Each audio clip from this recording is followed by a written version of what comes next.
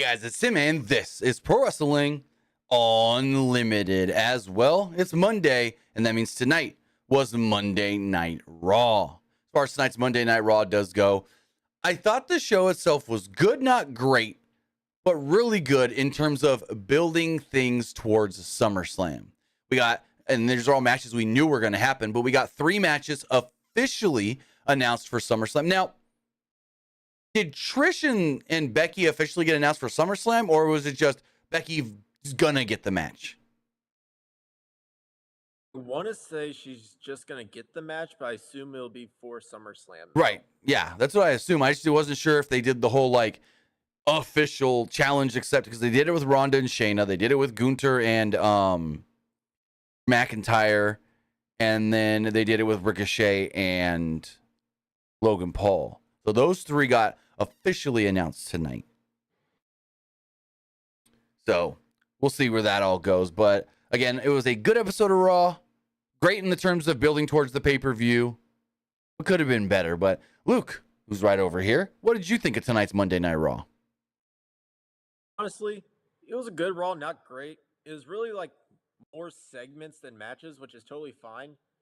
Considering you're in this point of like building towards SummerSlam, to where like all you need to worry about is just building towards your matches. So like having segments more than like matches for Raw is totally fine at this point. Right, and I totally agree with that as far as like, hey, if we're building towards that pay-per-view, that's what we need to be doing, because we've seen in the past, even recently, too much stuff gets announced at the last minute.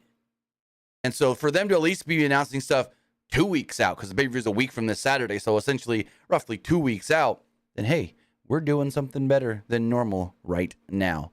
But with that, I want to say thank you guys for watching live or later or listening, however you want to do it. Remember, you can watch live on Twitch, twitch.tv/PW Unlimited, live or later on YouTube, youtube.com/Pro Wrestling Unlimited, or listen on podcast services all around the globe like Stitcher, Spotify, Google Pod, Apple Pod, Anchor, iHeartRadio, and so much more. Remember, if you are watching live on Twitch, you can help us out a couple of different ways. You can help us out by hitting that donate button down below, or putting a hype chat in the live chat, because that's a new thing on Twitch. It's kind of like a super chat on YouTube. It highlights your question, your message, and, well, we'll read it live on the air. Also, remember, you can subscribe to the channel a couple different ways as well. You can subscribe with a tiered subscription, or you can subscribe with Amazon Prime, because remember, if you have Amazon Prime, then you have Prime Gaming. All you got to do is take that Amazon Prime account, take that Twitch account, link them together, bada bing, bada boom, you're Prime Gaming. Prime Gaming gives you a lot of cool things like free games, free stuff for games, and it always gives you 1 free subscription to any YouTube or Twitch channel you want to subscribe to. Also, remember, you can head over to YouTube and become a channel member. That supports the channel as well. And remember, head over to the Epic Game Store. Head over to the Epic Game Store and buy something. Right now, they do have their summer sale going on, which is up to 75% off on certain items. You can also claim the free games, Murder by Numbers or the Elder Scrolls Online. Or you can get bucks for Rocket League, Fortnite, or Fall Guys. And just remember to use the code down there, PWU NLIMITED at checkout, to support us at no extra cost. Also, this podcast is brought to you by Pro Wrestling Loot, but we'll talk about that later. So as far as Monday Night Raw does go, so the show itself opened up with Rhea Ripley, Finn Balor, and Damian Priest all in the ring. Thought I was going to sneeze there for a second. Nope. So they're all in the ring, and Ripley said that Judgment Day doesn't just run Raw, but they run all of the WWE. Balor said that he was the next world champion, Ripley was the unbeatable women's champion, and Priest was senior Money in the Bank. Balor then cut to a video of Dominic winning the NXT North American Championship last week. Dominic then entered as Corey Graves let us know that Dom has made history. Dom is the first person to ever be in the main event match of Raw, NXT, and SmackDown all in the same week.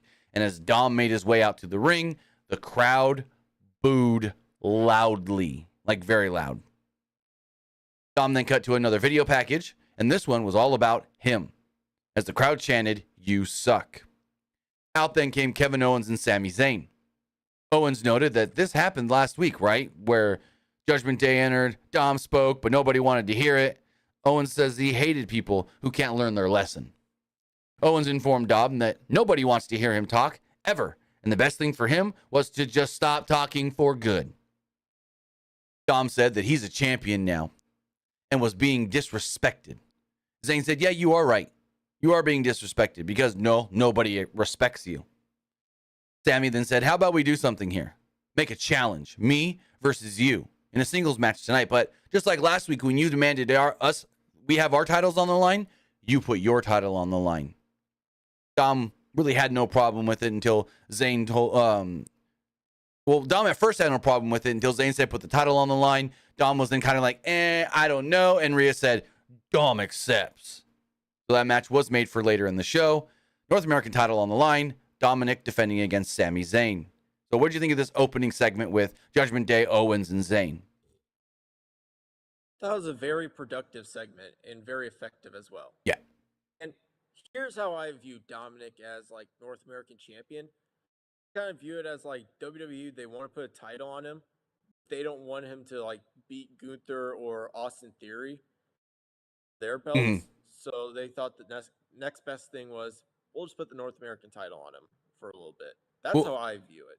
I don't know if you agree, but no. I agree with that. And I don't know if you noticed, Dominic was put into the Great American Bash commercial when they're like showing pictures and footage of all the different wrestlers that are going to be on the show. They quickly flashed Dom on there tonight. So that's a change, at least from last week when he wasn't in the commercial.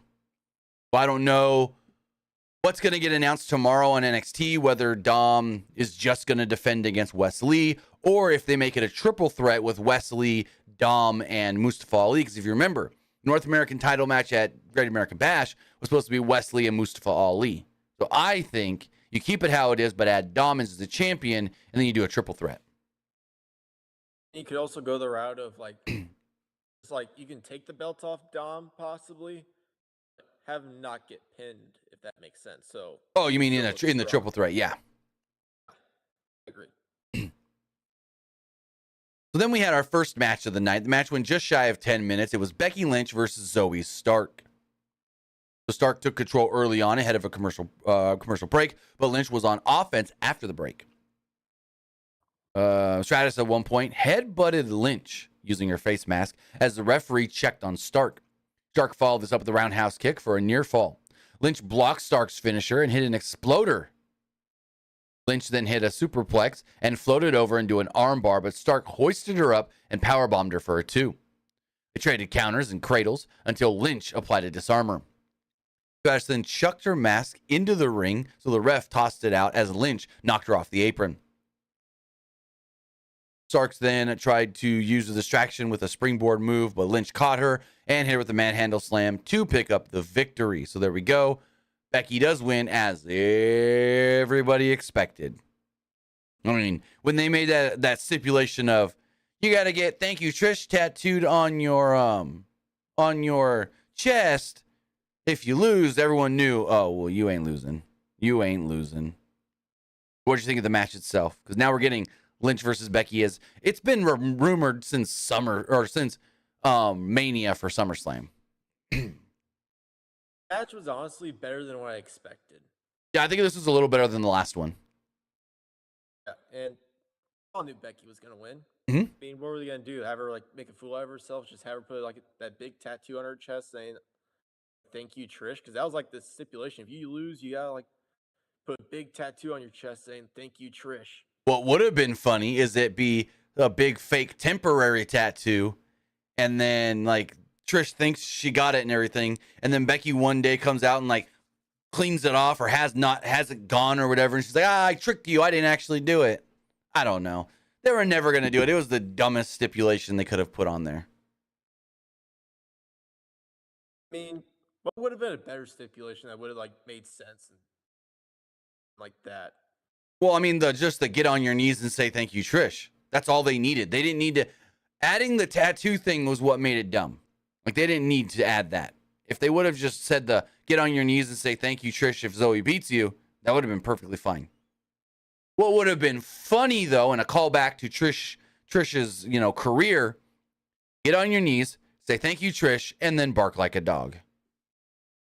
That would have been funny. Call back to the Vince segment with Trish 20 years ago. Actually, like 22 years ago now.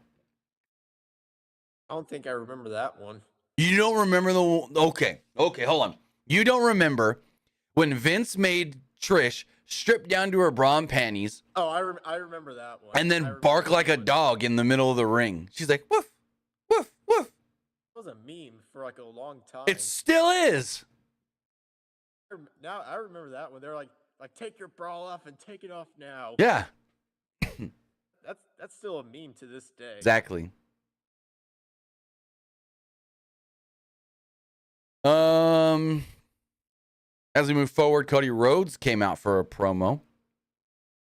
We got a Cody Rhodes promo at the top of the hour here, all about Brock Lesnar.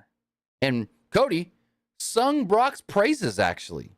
Rhodes says that we've all seen the clip of Brock Lesnar beating him up last week with a chair in front of his mother. We've seen it enough. Rhodes wasn't surprised, though. He wasn't surprised about anything that happened last week. He said that Lesnar won the UFC championship before having even 5 professional fights. Wound up on an NFL team without ever playing a single game of football. And can now be called Mr. SummerSlam. Which, that's an interesting thing. Because I saw a couple tweets today saying, is Brock Mr. SummerSlam because he's had so many high-profile SummerSlam matches. And then Cody mentioning that on Raw tonight, that's just... Is Cody just scrolling Twitter so much that he might have saw it? I don't know. Bro says he wasn't surprised by Lesnar and wasn't even impressed, though. But his mother, or he was impressed, but his mother wasn't. He says she was the same lady who saw Terry Funk throw fireballs in his dad's face, and the same lady who would drink with Gordon Soley at the Columbia in nearby Ybor City, is what he said. Ybor City? Something like that. Rhodes said that his mother knew what he would tell Lesnar, and that was that Lesnar made a mistake. The mistake was that Lesnar left him breathing. Rhodes says he wasn't going to SummerSlam just to win a rubber match. He wanted to embarrass Lesnar. Rhodes knew that people would freak out at him by poking the bear, but that's all it was. He slapped it across the face and is telling him to come get it. Rhodes said that beating Lesnar at SummerSlam was just about the positives. It would mean so much to his career for getting this revenge for the broken arm. He said this is what Lesnar deserves. He closed it out by saying, at SummerSlam, Brock, I end this. So yeah, effective promo by Cody, as always. Building up that match for SummerSlam. No Cody match, though, which is interesting.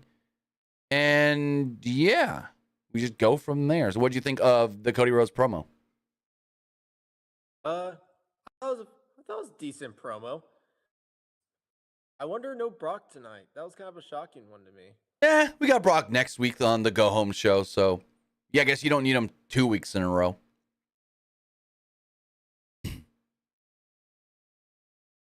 As we move forward, Jackie Redmond interviewed Ricochet backstage. He appeared to be waiting for Logan Paul to arrive at the building. Ricochet was thrilled that Paul accepted his invitation, but was confused that Paul thought he could just show up late and whenever he wanted because he was a YouTube star. Ricochet didn't really have a lot to say and was just waiting to see Logan Paul face to face. So as we move forward, we had the North American Championship on the line. Go for it. So, you see, like, that video that Logan Paul was, like, recording, like, during that whole Ricochet? Oh, did they post it? Logan Paul posted it. Okay, I haven't seen it then. Well, let's go. Logan Paul did find such it. a good job of, like, with the angles and stuff. He did a good job with that. Let's go find it real fast. Is it on his Twitter? I believe so. All right, I'm going to go look. I think somebody posted it. I don't know. Not on his Twitter. Maybe it's on the WWE Twitter. Let's go see real fast. Let's look. It's not on his personal Twitter. WWE posted it, I believe. I see it now. I see it right here. Posted 2 minutes ago. All right, let's pull this up on the screen. Oh, hold on. Hopefully this don't get us claimed, but whatever. I think as long as you don't like show the volume or something. Yeah, I was gonna mute it. Just talk over it. So actually, we'll wait to show it when we get to that segment of the show. We'll wait. Because next up, okay, hold on. Let me ban this person. There we go. You're gone, buddy. We ain't talking like that in the chat. Anyways, it was the North American champion Dominic Mysterio defending against Sami Zayn in a 12-minute match. Better than the last two Dominic matches we've seen. I will say that. Better than the Butch match and better than the Wesley match. Butch match wasn't bad other than Dominic botched the finish. And then the Wesley match wasn't bad, but he dropped him on his head once or twice. So, but this was better, a better performance from Dominic. So about a minute in, Sammy goes for a big flip dive and they go to commercial break. When we come back, Ripley gave Zayn a cheap shot. Or actually, they told us that Ripley had given Zayn a cheap shot during the break. Ripley then distracted the referee as Priest shoved Zayn off the top, so Owens went after Priest. The ref initially only tossed Owens from ringside, but then tossed Priest and Ripley moments later after they were bragging about getting him kicked out. Zayn at one point goes for a Michinoku driver and got a near fall off of it. Dom set it for a 619, but Zayn dropped him with a clothesline for a 2. Zayn tried something off the top, but Dom caught him with a drop kick and got a 2 count. Dom then countered a Blue Thunder Bomb into a Hurricane Rana, but Zayn avoided the 619 again and hit the Blue Thunder Bomb for a 2. Also, on that second Blue Thunder Bomb there, didn't look like Dom helped enough to go up very easily, so Sammy had to really hoist him up for that Blue Thunder Bomb. Dom did drop kick Zayn and finally did hit the 619, but Sammy kicked out a 2.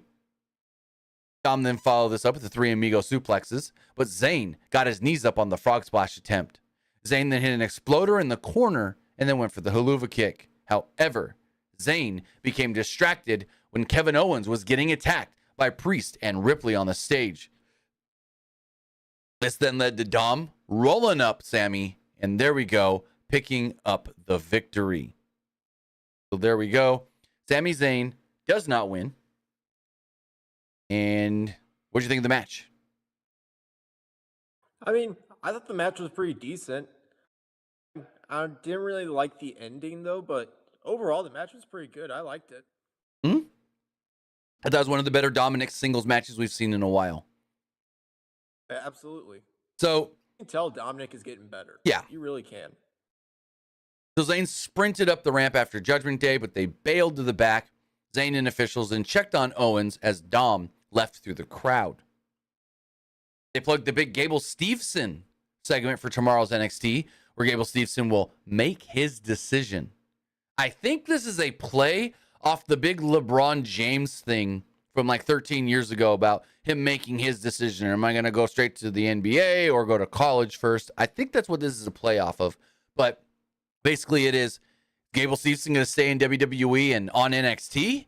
Or is he going to go back to collegiate wrestling and try to go for a second gold medal?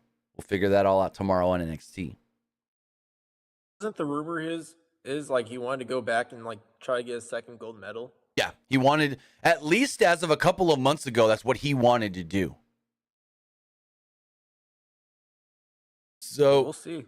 So medical staff was checking on Kevin Owens in the back. He sold the injury, but yeah, he sold whatever the injury was on the show. According to multiple reports, he is legitimately injured.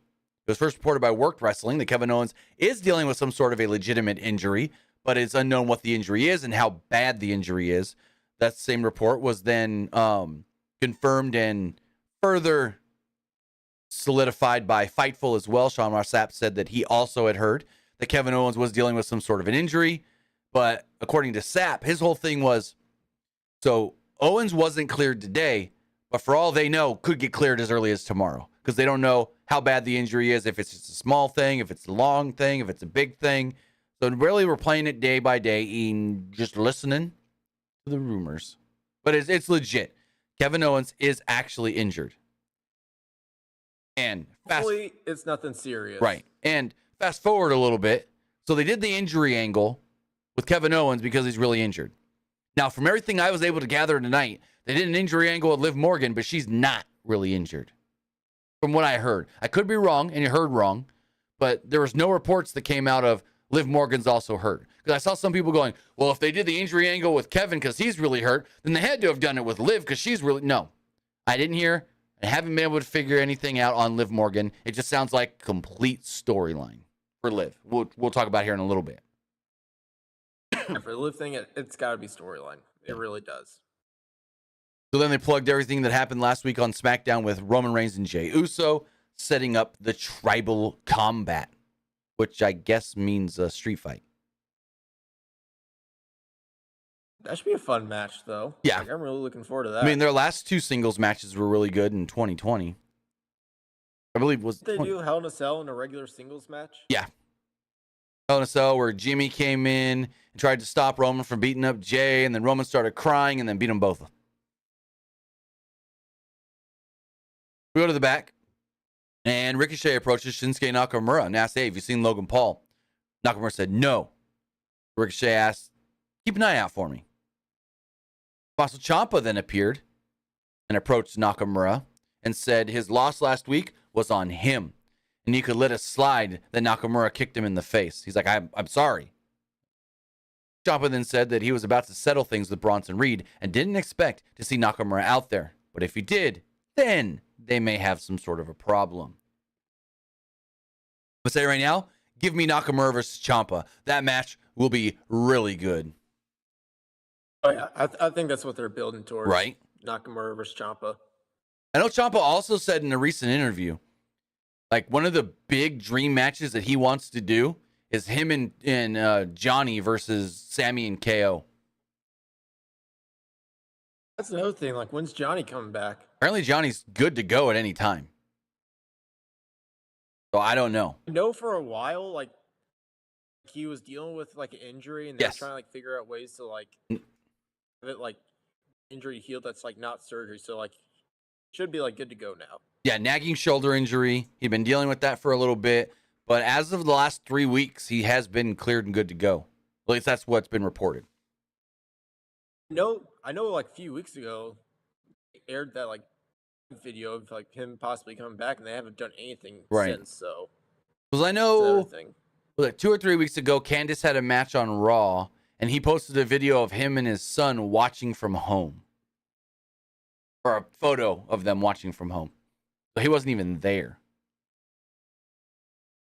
So Maybe they're just waiting for him to come back for, like, something big. That right. could be my guess. So in the back, Dom bragged about putting a whooping on Sami Zayn. Apollo Crews and Akira Tozawa were nearby, so Dom told Crews to show some respect. Ripley asked if they had a problem. Tozawa said, nope, because I love this whole Tozawa scared of Rhea stuff. I think it's funny. Crews, tired of Judgment Day, though, and dared them to try something at him. Prieston said, how about I challenge you to a match tonight? Tozawa reappeared and said, good luck! And there we go. So, Damian Priest versus Apollo Crews. So, moving forward, we had a 12.5-minute match. It was Bronson Reed versus Tommaso Ciampa. Ciampa held a sleeper hold on pretty early, but Reed fell backwards right on top of him. Just squished him. Reed followed this up with a running body block and an elbow drop. Reed tried to charge off the apron, but Ciampa caught him with a knee strike. Reed was back in control after a commercial break until Ciampa hit a reverse DDT. They traded some offense for a little bit until Ciampa no-sold the clothesline by popping right back up to his feet and getting right in Bronson Reed's face. Ciampa then got Reed on his shoulders and hit an air raid crash, which got a big reaction from the crowd and a 2 count. Then Nakamura slowly saunters down to ringside. Saunters out, so Ciampa left the ring and just stared him down. Like, what? Reed then flew off the apron to knock down Ciampa, and he followed this up with a tsunami in the ring to pick up the big victory. So there we go. Reed does defeat Ciampa. Nakamura, I guess you could say, caused the distraction. And then Graves noted, hey, this loss, Ciampa's fault. All Ciampa's fault because he didn't need to get himself distracted like that because Nakamura did nothing. So I think this is building to a Nakamura-Ciampa match. What do you think of the match Should itself? win that match. Ooh. Nakamura. I think they should do Nakamura wins and build him up as like an Intercontinental title challenger, and give me him and Gunther. I agree. I feel like Nakamura would probably need that win more than Champa would. Right. And one in the YouTube chat says, any update on Nikki Cross? Something wrong with Nikki? No. She had a match with Shayna Baszler last week, got squashed, and that was it. Nothing wrong with her. She's still around. She's there, and I don't know. I don't know. Byron Saxton interviewed Liv Morgan in the back. Morgan confirmed that Raquel Rodriguez was hurt, but she was tough and would come back to take care of Rhea Ripley. Tonight, however, it's her turn to take care of Rhea Ripley. Morgan blamed their title loss on Rhea. She was tired of Ripley and reminded us that she was the last person to ever beat Rhea Ripley, which I forgot about that I forgot about that one. Morgan then said, quote, maybe I'll get beat up, but maybe I won't. Morgan said that she wasn't backing down and then said, watch me, and then walked off. So, Liv Morgan's promo tonight kind of remind me of like a Harley Quinn vibes. Do you agree? I don't know. I'd have to listen to it again. Right, did to me. So right as she walked off, and hold on, my notes just froze. Let me refresh them really fast. But right as Liv walks off, Sonya Deville and Chelsea Green walk up. I'm like, why are you interviewing her? She's not a champion. We're champions.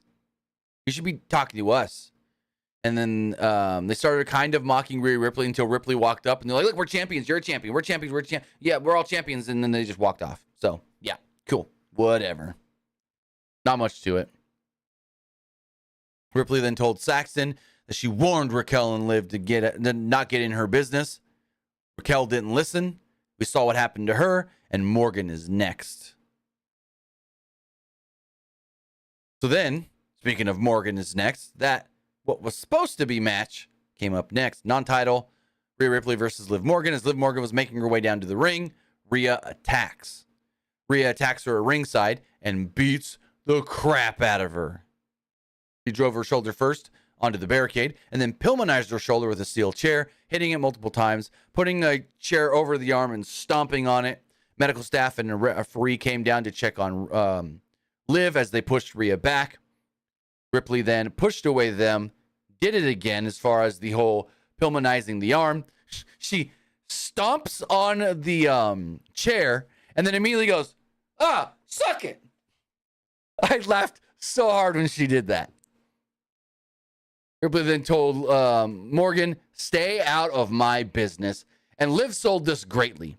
Liv's just yelling, my arm. She's crying.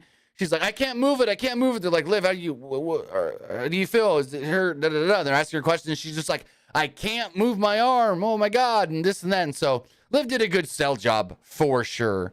And Rhea, the big bad heel Rhea, beat her ass. What'd you think?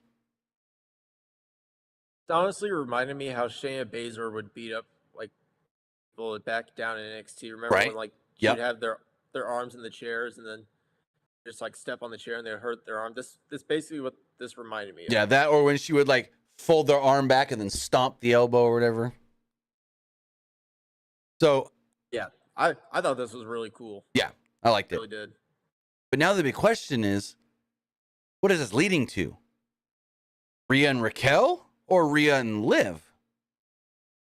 Kind of the same question I had. First, go for it. I feel like first it's got to be Rhea and Raquel, because then it could they're like a lot of intensity towards that match. Like you injured Liv stuff, so now I got to beat you up for it or something, or I want to fight you at SummerSlam. Right.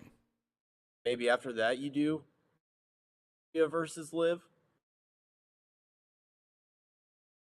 So we go to the back. They're checking on Liv, and she's just like, I can't move my arm. And the doctor's like, okay, we're gonna try to move it a little bit to stabilize it. And she's like, okay, no, don't move it, it hurts too bad, don't. And so yeah, just really selling the injury, which from all accounts, it's a storyline, not a real injury like Kevin Owens.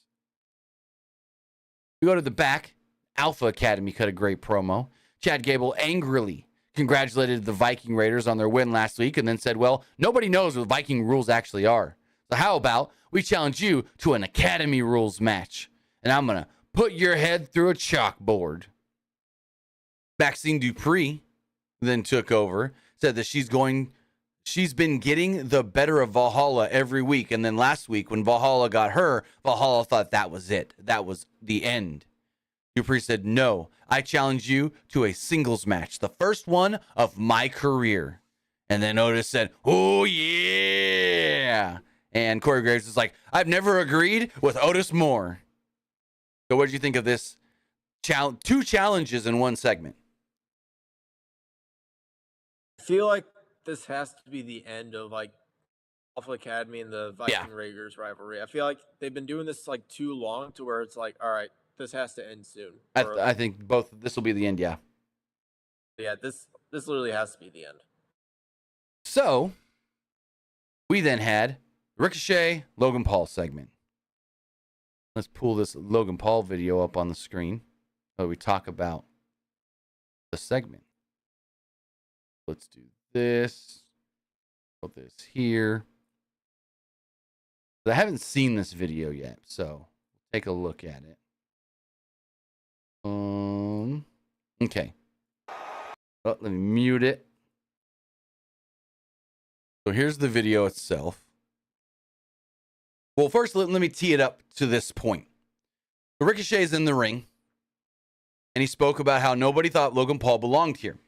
He did credit Paul's ability and training and said that Paul was a prick.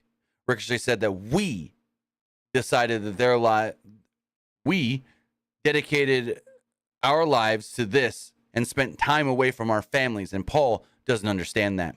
Ricochet then said that I want to challenge Paul to a fight at SummerSlam. Then Paul attacks Ricochet, and then that's where this video tees up.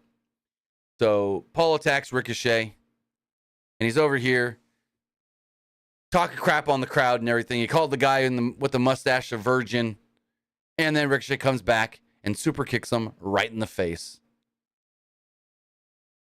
Not much more really happens here, but yeah, Ricochet hits with a super kick and then a shooting star press. You're right. Great. Like, Logan did a good job holding the camera steady and straight. Ricochet grabs the camera, says, I'll see you at SummerSlam. And there we go. So yeah, not a bad segment. Not a bad setup for the match at SummerSlam. And Logan Paul says later on, he'll be back next week on Raw to confront Ricochet again. So what do you think of the segment itself? I thought the segment was fun. I always like when Logan Paul like does those like he's like recording himself either like doing a move on somebody like he did in Saudi with like Roman. Right. He, like off the turnbuckles and he put Roman through the announce table and he recorded that. Like I thought that was really cool. Yeah, he did it in the like, Logan Paul. He did it in the Seth Mania match as well. Logan Paul does a really good job with those. Right. So I always like when he does that. Moving forward, Jackie Redmond. Well, let me actually move some of this stuff back around so I can see the correct screen now. So moving forward, Jackie Redmond interviewed Shayna Baszler. Baszler says she was sick of hearing the name Ronda Rousey every time someone would talk about her. She said talking hasn't settled this. A match isn't going to settle this. No. At SummerSlam, they're going to have a fight. And I was just, for some reason, waiting for Shayna to say, in a cage. Like, I thought they were going to set up some sort of like an MMA match or something, which would be interesting. What do you think of? Like a fight pit? Fight pit. Well, no, I wouldn't say fight pit because I doubt either of them jump off the top of it, and people are just going to get disappointed if nobody does. But maybe just like a regular cage match, or they set up some sort of an MMA style. I don't know. But I mean, they can go the route of like Shayna's gonna like power bomb like Shayna off the like top, and then Shayna can reverse it into like a arm breaker or something off the top. I don't see either of them falling off or jumping off the top. That's the whole thing. So I don't know. I think Ronda could. I can just see them having like a match in a regular ring, but it'd be like MMA combat rules or something. Like Raw Underground, sort of. Sort of, but you don't take the ropes off. So, That'd be like a submission match then. oh, it's a knockout or submission, but yeah, basically. Byron Saxton approached Logan Paul in the back. Paul called Ricochet's actions unprofessional as hell and said he felt victimized. Paul said that he would be back here next week in Houston, and he's going to pop Ricochet's stupid bald head.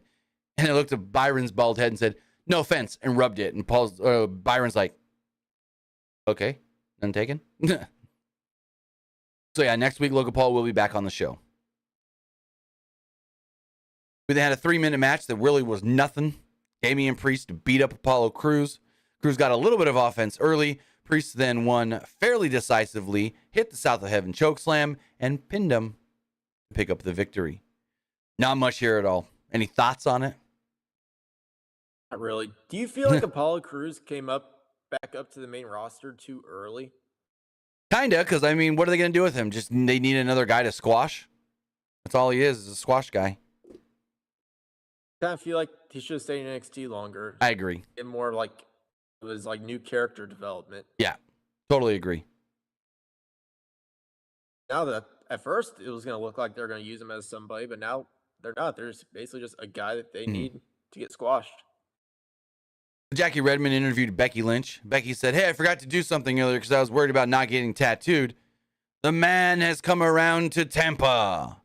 She then said she was pumped and ready for her match with Trish Stratus and said, quote, "It ain't over till I win." Then we got a Viking Raiders promo. Valhalla said that she accepts Dupree's foolish challenge and that maybe she needs to seek some advice from the gods. What do you think of these two backstage interviews? Basically just confirming what we already know. I mean, yeah, it's just really just like confirming that we already know and stuff. Putting stuff up for like either next week or SummerSlam, I'd say. Well, I would assume Trish and Becky is SummerSlam, and then Valhalla versus Maxine either next week or the Raw after SummerSlam. Yeah. Then we got Gunther versus, well, not Gunther versus Drew McIntyre, but Gunther and Imperium, which did event, well, not Gunther and Imperium with Drew McIntyre, which led to Kaiser versus McIntyre. So Gunther and Imperium made their way down to the ring.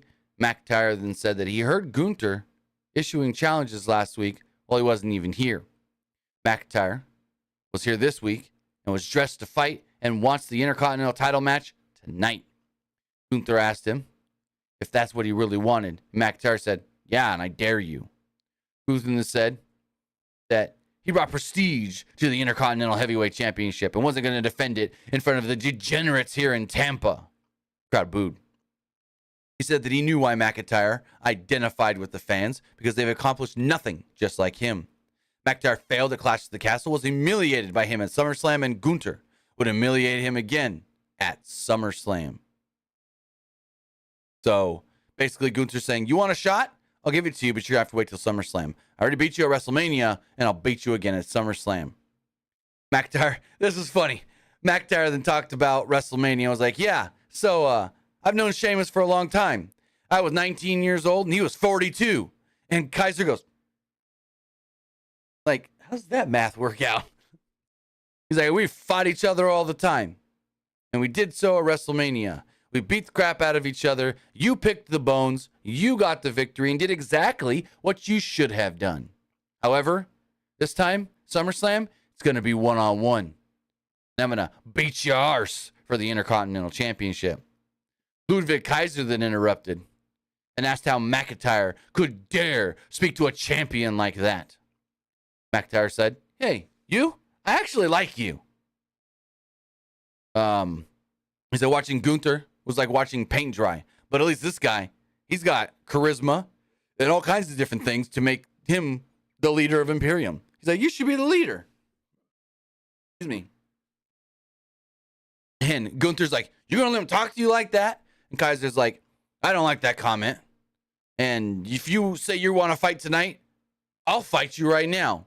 Kaiser got in McIntyre's face, and Drew said, "All right, well, I guess we need a referee." So the match, I believe, started during the commercial break or right when they came back from the break or whatever. But on TV, we got about 9.5 minutes here. And immediately, we were getting "We Want Table Chants," which eventually did pay off.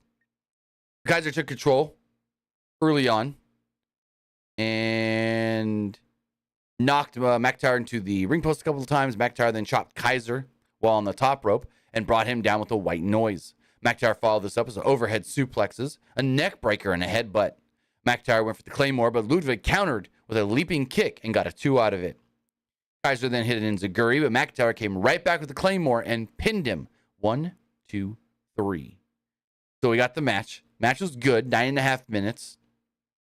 Then after the match, Gunther hits the ring and goes after McIntyre. Hits him with the German suplex, and Imperium puts the boots to him until out comes Matt Riddle to make the save, but didn't really last that long. Gunther beat down Riddle with a powerbomb. Gunther then cleared the announce table. Crowd starts going bananas. Gunther then sets up for a powerbomb, and McIntyre reverses it into a back body drop. Crowd boos. They didn't get the table spot. But McIntyre then picks up Gunther, and oh my God, I thought he killed Gunther with this powerbomb. The way he aggressively, boom, Gunther through that table, I thought Gunther was dead. Crowd pops huge, and Gunther sells it like I am hurt. McIntyre then grabs the Intercontinental Championship and kind of hovers over Gunther for a moment before the segment ends. What do you think of the match and the post-match? Match was all right. Did you listen to Corey Graves' impression of... Oh my God. That was hilarious. Corey Graves over here. I don't even know the stuff he was saying, but he was talking like Ludwig Kaiser. And Kevin Patrick is like, "You do that very well, Graves." And he's like, "Why, thank you." I'm like, Jesus Christ. He did 2 or 3 separate times. He did it so well. I thought Yeah. it was actually Ludwig Kaiser at first. So that was... It was entertaining the first time for sure. Then I kind of got a little you're doing a little too much now. But no, the first time he did it, it was entertaining for sure. I liked it at first. Then I got a little bored of it. I was like, okay, you've done it enough. I get the joke. As far as the segment after the match, I thought it was kind of effective as well. Yeah. I further build up the match more for SummerSlam. Part of me says I want Drew to win, but part of me says I don't want him to win. I feel like I don't really want him to win over Gunther, to be honest. Yeah. I just want Gunther to beat that record from the Honky Tonk Man, and then anybody can beat him. I don't care. I feel like the people that should beat him, I want it to be either Tyler Bate or Dragunov. That's what I want it to be. That'd be a very good one. Either of those would be good. Tyler Bate, I would say. If I had to pick one, I'd say Tyler Bate. Tyler Bate would be perfect because Yeah. I don't think he's ever beaten Gunther before, has he? Let's look. Tyler Bate. Go to his cage match. He's not in WWE though. Let's see if we can figure this out really fast. Tyler Bate, cage match. You go matches. You then type in. It would have been Walter when he faced him. Nope, I spelled that wrong. Walter. Search. Walter. Yeah, no. Never beat him anywhere. Well, no, I take that back. He's beat him in... So there was a 6-man tag in progress where it was Pete Dunne, Trent Seven, and Tyler Bate defeating Axel Dieter Jr., Timothy Thatcher, and Walter. That's the only time that Tyler Bate has beaten Walter or Gunther.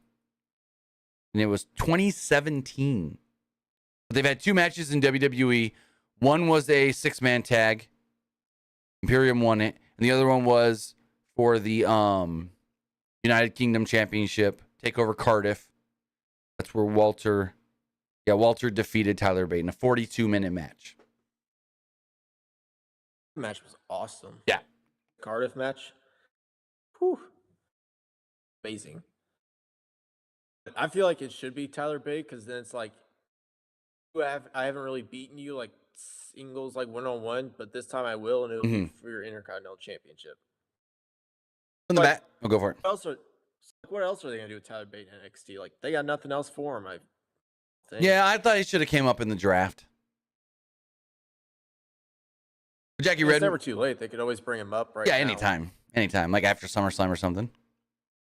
But Jackie Redmond interviews Shayna Baszler or Ronda Rousey in the back about Shayna Baszler's challenge. Rousey said Baszler can't challenge her to a fight. She needs to challenge her to the fight. I accept. This was kind of dumb because like Jackie Redmond was literally like standing in a spot. Ronda was pacing behind her and she goes, I'm going to try and get a word with Ronda Rousey. And then just walked up and yeah. But the match is official for SummerSlam. As far as next week's Raw does go, Brock Lesnar will appear, Logan Paul will appear. That's all they told us. As we go in to our main event segment. Finn Balor comes out first. There's no host. No one hosting the press, not the press conference, the contract signing. He said that Adam Pearce usually would be here, but they've caused so much chaos tonight as far as Judgment Day does go that he's in the back dealing with hurt wrestlers. Balor said that he and Rollins are professionals, though, and they can handle this like gentlemen, and tells Rollins to come out to the ring, which he does. The crowd sings Seth's song, and he signs the contract. Balor hesitates. Rollins said that Balor finally figured out what they've known for a very long time, that Balor had zero chance of walking out of SummerSlam the champion. The obvious scenario was that Rollins would beat Balor's ass, and then the crowd would sing his song. But if Balor did win, he still would not walk out the champion. His world title reign would be shorter than his universal title reign because we all know that Damian Priest would be right there to cash in on Finn. And Seth says, and I know this would happen because I know, roles reversed, you would do the same thing to him. Rollins told Balor, keep chasing that ghost because SummerSlam won't be the coronation of Judgment Day. It'll be the end. Balor then smiled and signed the contract. Balor was amused because Rollins thought he had it all figured out. Balor told Rollins he didn't run Raw. Judgment Day did. Rollins thought that Balor would lose in the end no matter what. The fans started buzzing as different members of Judgment Day came down to the ring. Balor said that he's been losing for 7 years and it's been driving him insane. It was all Rollins' fault, and it was like an itch he couldn't scratch. It was like a 7-year itch, but at SummerSlam, Rollins would be his 7-year bitch. Rollins then leaped up on the table, kind of like he's done before. And Rollins then tried to defend himself. He grabbed the table, threw it in Damian Priest's face, knocking Damian off the apron. And then finally, Balor went on the attack. They fought for a moment. They knocked down Seth, and then Damian was standing over Seth, looking at the briefcase. Finn walks up and look at Damian like, don't do it, don't do it, don't do it. Now comes Sami Zayn with a steel chair. He ducked a Rhea Ripley clothesline and hit Priest with the chair. Ripley yanked the chair out of his hands before he hit Dom with it, and Balor tackled him. Judgment Day then laid out Sami Zayn before putting the boots more to Seth Rollins. Priest then gave Rollins the Razor's Edge. Dom hit him with a frog splash. And Balor hit the coup de grace. Raw that ended with Judgment Day standing tall in the middle of the ring. What do you think of the closing segment here for Monday Night Raw? I like the part where like Damian Priest like was looking at Finn like with the briefcase, and Finn kind of gave that look like, are you seriously gonna cash in? Like, I'm supposed to take the belt off of Rollins, not you, type of look. And then they kind of had someone else try to like cut it off from there. Right. So I thought it was a very effective like closing segment. I really did. Yeah, I liked it as well. I thought it was good. And maybe next week on Raw we can get like Finn and Dom or Finn and Priest against Sami and Seth. Just a thought. Part of me says that I actually kind of want Finn to beat Seth at SummerSlam. Same here. I do too. And maybe after that, you can maybe have Priest cash in, or maybe try to keep teasing that he might cash in on Finn. Mm-hmm. But with that, guys, that is everything that did take place tonight on Monday Night Raw. You know what we thought of the show. Now it's time to hear what you guys thought of the show as far as the polls do go. So let's refresh all of those. As far as the, let's see, which poll does go, 100% liked tonight's Raw. Looking at the Twitter poll, or maybe we call it the X poll, because it's not really Twitter anymore. I don't know what they're doing with Twitter. They took the bird away, and it's now just an X. Even WWE's already acknowledged it, because when they showed that Raw was #1 trending, instead of the Twitter bird logo, it had the X logo. I don't know. But 56% liked the show, 29% thought it was just all right, and 13% did not like it. Looking over at the YouTube community poll, 67% liked the show, 22% thought it was just all right, and 11% did not like it. Some of the comments here. First it says, in my opinion, Raw tonight wasn't a good show, subpar at best. It says a little bit of carnage, or a little bit of change, this one says. Another person says 4 out of 10, and another one says 7 out of 10.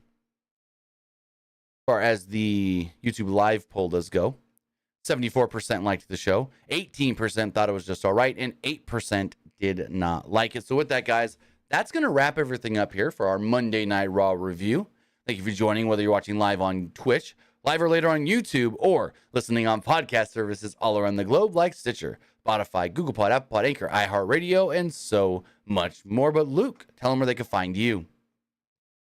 You can find me over at Twitter at Petke_21. And you can also find me over at Twitch at TheLukePetke. With that, guys, have a great rest of your week. Have a great rest of your Monday evening. We'll be back live Wednesday for AEW Dynamite. So with that, guys, have a great week, and we'll see you next time. Have a good one.